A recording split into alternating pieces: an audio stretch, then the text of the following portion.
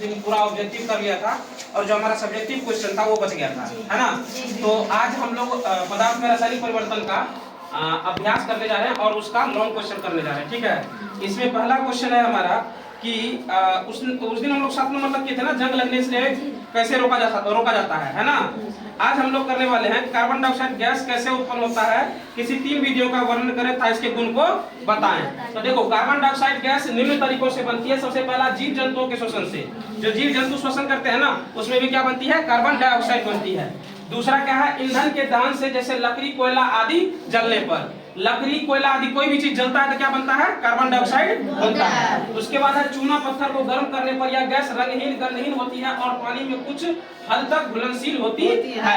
अब क्या होता है कि चूना और पत्थर को जैसे ही गर्म करते हैं तब भी क्या बनती है, कार्बन डाइऑक्साइड गैस बनती है, जो क्या होती है, रंगहीन होती है, गंधहीन होती है और ये पानी में घुल जाती है। क्या होती है, कुछ हद तक घुलनशील होती है, पूर्ण रूप से नहीं घुलती है, ठीक है। अगला क्वेश्चन है हमारा कि रवाकरण से क्या समझते हैं, कॉपर सल्फेट का रवा कैसे प्राप्त किया जाता है। तो रवाकरण उस प्रक्रिया को कहता है जिसमें विलयन से पदार्थ के शुद्ध और ठोस रवे प्राप्त किए जाते हैं। तो ये सिंपल सा रवाकरण है कि जब विलयन से हम लोग ठोस रवे को प्राप्त करते हैं तो वही क्या होता है, रवाकरण होता है, ठीक है। और इसको प्राप्त करने के लिए क्या करते हैं, तो कॉपर सल्फेट के रवे प्राप्त करने के लिए पहले इसके विलयन को बनाया जाता है, फिर इसके विलयन को धीरे धीरे गर्म किया जाता है ताकि पानी का वाष्पीकरण हो और कॉपर सल्फेट के ठोस रवा बच जाए। अब जैसे ही इसका विलयन तैयार करते हैं उसके बाद क्या करते हैं, इसको गर्म करते हैं। जैसे ही गर्म करते हैं तो क्या होता है, पानी वाष्पीकृत होकर के मतलब पानी वाष्पीकृत हो जाता है और उसके बाद क्या बन जाता है, हम लोग क्या बच जाता है, कॉपर सल्फेट के ठोस रवा बच जाता है, ठीक है। इसके बाद अगला क्वेश्चन है हमारा,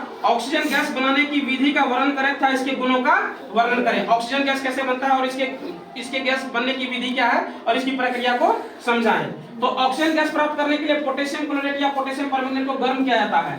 देखो, पोटेशियम क्लोराइड या पोटेशियम परमैंगनेट ये दो है, इसमें से किसी एक को लेना है, ठीक है। किसी एक को लेकर के गर्म करने पर इनमें से क्या होता है, एक पदार्थ को लिया जाता है और एक प्रणाली में रखा जाता है। क्या करते हैं उसके बाद, पोटेशियम परमैंगनेट या पोटेशियम क्लोराइड को एक प्रणाली में ले लेते हैं। उसके बाद क्या करते हैं, प्रणाली को गर्म करने पर ऑक्सीजन गैस उत्पन्न होती है। जैसे ही हम लोग गर्म कर देते हैं क्या उत्पन्न होती है, ऑक्सीजन गैस उत्पन्न होती है और बुलबुलों के रूप में दिखाई देती है। यह गैस रंगहीन, गंधहीन और अग्नि को प्रज्वलित करने वाली होती है। ये गैस भी तुमको क्या होती है, रंगहीन होती है, गंधहीन होती है और अग्नि को प्रज्वलित करने वाली होती है, ठीक है। अगला क्वेश्चन है, यूरिया के रवे कैसे प्राप्त किया जाता है, वर्णन कीजिए। तो यूरिया के धातु लवण को गर्म किया जाता है। सबसे पहले क्या करते हैं, यूरिया के धातु लवण को क्या करते हैं, गर्म करते हैं ताकि वह गल कर क्या हो जाता है, चिपचिपा हो जाता है। फिर इसमें क्या करते हैं, कुछ मात्रा में बालू के कण मिला देते हैं, ठीक है। जैसे ही बालू के कण मिलाते हैं क्या करते हैं, उसके चिपचिपापन को क्या करते हैं, खत्म कर देते हैं। और जैसे ही चिपचिपा खत्म होता है तो यूरिया के रवे चिपचिपे से अलग हो जाते हैं। इस प्रकार यूरिया के रवे प्राप्त कर लिए जाते हैं। कोई दिक्कत यहाँ तक, किसी को कोई दिक्कत। अगला क्वेश्चन है हमारा कि समझाइए कि रेगिस्तानी क्षेत्रों की अपेक्षा समुद्रीय तटीय क्षेत्रों में लोहे की वस्तुओं में जंग अधिक क्यों लगती है ना।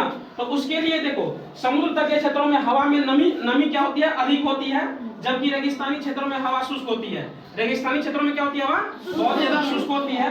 नमी की उपस्थिति में लोहे की वस्तुओं में जंग लगना तेज होती है। जैसे ही नमी बढ़ेगा हवा में तो क्या होगा, जंग लगने की प्रक्रिया बढ़ जाती है, ठीक है। और लोहा जो है जल और ऑक्सीजन के साथ क्या करता है, आसानी से अभी क्या करता है, पहले भी हम लोग चैप्टर में पढ़ चुके हैं कि लोहे को जंग लगने के लिए क्या क्या चाहिए, जल और ऑक्सीजन की जरूरत होती है। तो ये इसके मतलब जंग लगने की प्रक्रिया वो क्या करती है, बढ़ा देती है। और आयरन ऑक्साइड यानी कि जंग, मतलब जंग को हम लोग आयरन ऑक्साइड भी बोलते हैं। तो आयरन ऑक्साइड बनाता है। शुष्क हवा में यह प्रक्रिया धीमी होती है और ये हम जानते हैं कि शुष्क हवा में क्या होती है, इसकी प्रक्रिया बहुत ही धीमी होती है। अब अगला क्वेश्चन है कि आप यह कैसे दिखाएंगे कि दही का जमना एक रासायनिक परिवर्तन है। तो दही का जमना एक रासायनिक परिवर्तन है, यह हम कैसे दिखाएंगे, ठीक है ना। तो इसके लिए क्या करते हैं, दही का जमना एक रासायनिक परिवर्तन है क्योंकि दूध में पाए जाने वाले लैक्टोज शर्करा को लैक्टिक अम्ल में परिवर्तन कर देता है। इसमें जो लैक्टोज शर्करा होता है उसको क्या करते हैं, ये लैक्टिक अम्ल में परिवर्तित कर देते हैं, जिससे क्या होती है, दही बनती है, ठीक है। क्या होती है, जिससे दही बन जाती है। इसमें दूध का रासायनिक संरचना बदल जाती है। इसमें क्या होता है, जो दूध की रासायनिक संरचना है वो क्या होती है, बदल जाती है, ठीक है। इसलिए यह वापस दूध में नहीं बदल सकता। इसलिए क्या हो सकता है, ये दोबारा दूध में इसको हम लोग नहीं बदल सकते हैं। साथ ही कुछ दिनों के बाद गैस उत्पन्न होना और दही का खट्टा स्वाद भी इसके रासायनिक परिवर्तन का प्रमाण है। कुछ दिनों के बाद तुम देखोगे तो ये क्या होता है, खट्टा हो जाता है और इसमें क्या होता है, एक अलग सी गैस ही बनती है जो एकदम भिन्न प्रकार की गंधित होती है। ठीक है, इस प्रकार से हमारा यहाँ पर चैप्टर नंबर 5 पदार्थ में रासायनिक परिवर्तन खत्म हो गया लॉन्ग क्वेश्चन के साथ। ठीक है।